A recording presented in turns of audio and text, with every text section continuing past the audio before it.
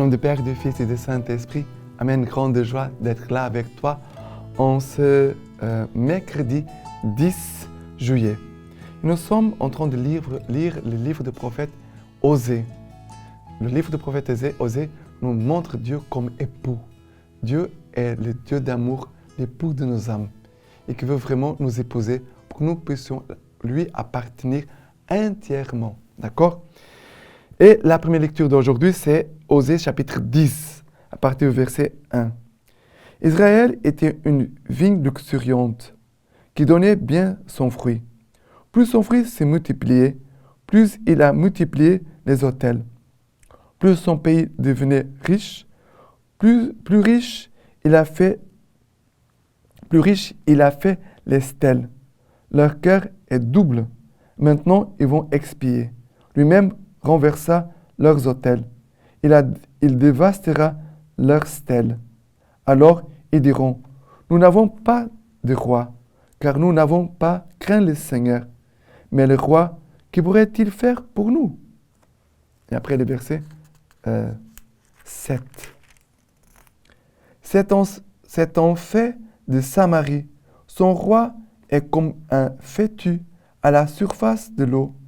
Ils seront détruits, les hauts lieux d'Aven, ces péchés d'Israël. Et puis les chardons grimperont sur leur autel. Ils diront alors aux montagnes, couvrez-nous, et aux collines, tombez sur nous. Après le verset 12. Faites-vous des semailles selon la justice, moissonnez à proportion de l'amour. Défrichez-vous des terres en friche. Il est temps de rechercher le Seigneur jusqu'à ce qu'il vienne faire pleuvoir sur vous la justice. Alors, qu'est-ce qui se passe ici?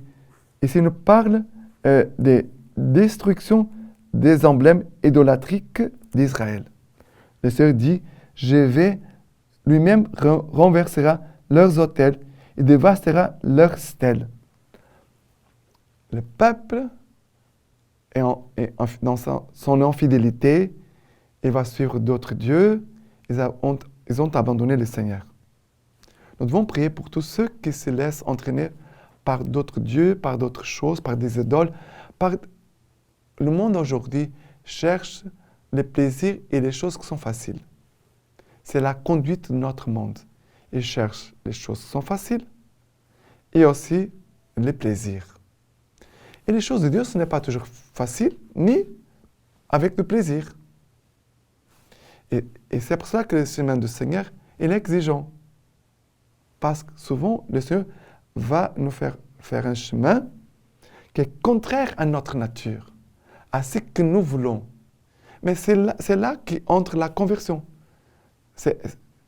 Nous sommes dans un chemin de conversion, nous tous. Mais le Seigneur, il va dévaster leur stèle. Ça veut dire ce qu'ils ont construit avec leurs propres mains.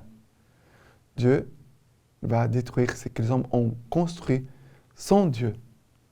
Et tout ce qui est marqué par l'idolâtrie et le rejet de Dieu. Parce que quand il a des idoles, ça veut dire qu'on est en train de rejeter Dieu. C'est là que Jésus va dire dans l'Évangile, on ne peut pas aimer et servir deux seigneurs à la fois. Ou alors on aimera l'un, on méprisera l'autre. On va mépriser l'autre. Vous comprenez? Et à la fin de ce passage, le Seigneur dit, faites-vous des semailles selon la justice. Et même d'avoir une attitude juste envers Dieu. Non pas seulement envers les créatures, les personnes, mais aussi envers Dieu. Maçonner à proportion de l'amour. De l'amour. Non pas de l'égoïsme, de votre manque de foi, d'incrédulité. Déchiffrez-vous des terres en friche. Il est temps de rechercher le Seigneur. Il est temps de rechercher le Seigneur. Jusqu'à ce qu'il vienne faire pleuvoir sur vous la justice. Ça veut dire la bénédiction. Dieu veut nous bénir, mais il faut demeurer dans la justice, dans l'amour, dans la recherche du Seigneur. Et lui, il va nous répondre. Il va arriver le moment où nous allons recevoir la réponse du Seigneur. mais soyons fidèles. Ces livres d'Osée nous invitent à la fidélité. D'accord? Et le psaume d'aujourd'hui, c'est le psaume 105, à partir du verset 2. Chantez-le, jouez pour lui, récitez toutes ses merveilles. Tirez gloire de son nom de sainteté, joie pour les cœurs qui cherchent Dieu. Recherchez le Seigneur et sa force, sans relâche, poursuivez sa face. Rappelez-vous quelle merveille il a faite, ses miracles et les jugements de sa bouche. Lignée d'Abraham, son serviteur, enfant de Jacob, son élu. C'est lui le Seigneur notre Dieu, sur toute la terre, ses jugements. Ici, nous est dit, chantez-le, jouez pour lui, récitez toutes ses merveilles. Quand il a des tentations d'oublier le Seigneur, de mettre le Seigneur de côté, de s'éloigner de Dieu, qu'est-ce qu'il faut faire? Il faut s'arrêter et dire, on va dire quelles sont les merveilles que le Seigneur a fait pour nous.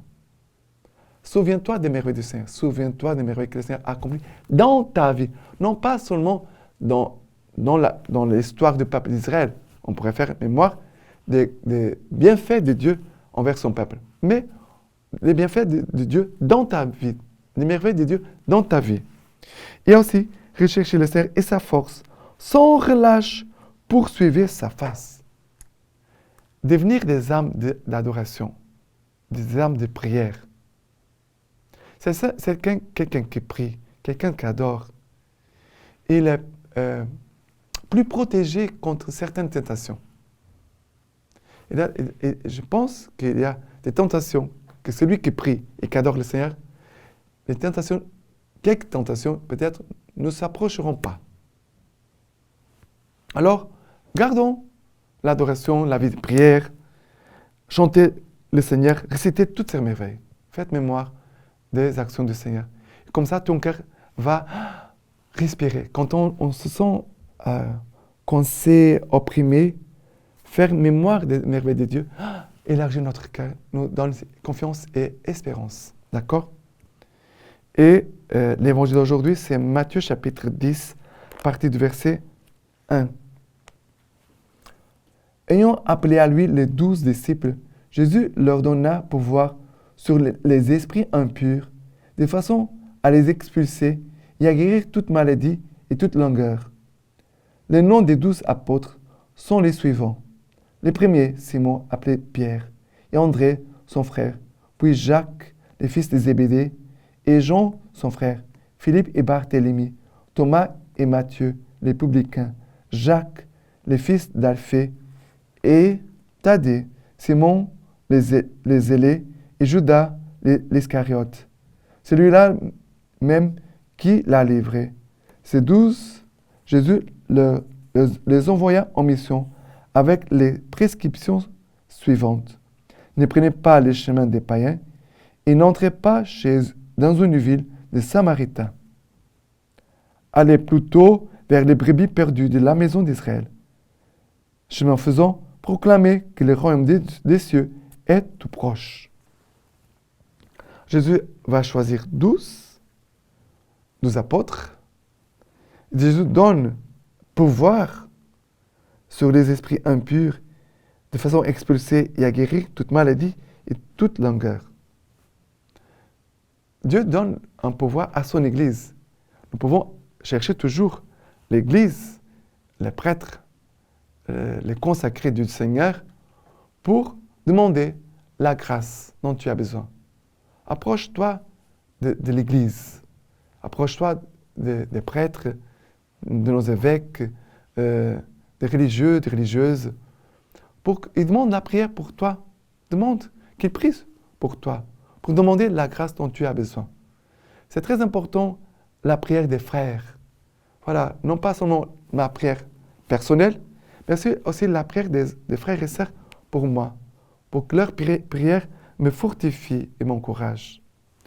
Et nous voyons que Jésus envoie les 12 avec quelque chose de précis. Allez plutôt vers les brebis perdues de la maison d'Israël. Allez chercher les brebis perdues. Combien de brebis sont perdues aujourd'hui dans le monde? Beaucoup. Beaucoup de personnes qui s'éloignent de l'Église, qui entrent dans d'autres églises bizarres, même des sectes. Et Jésus dit, proclamez le royaume de Dieu, des cieux est tout proche.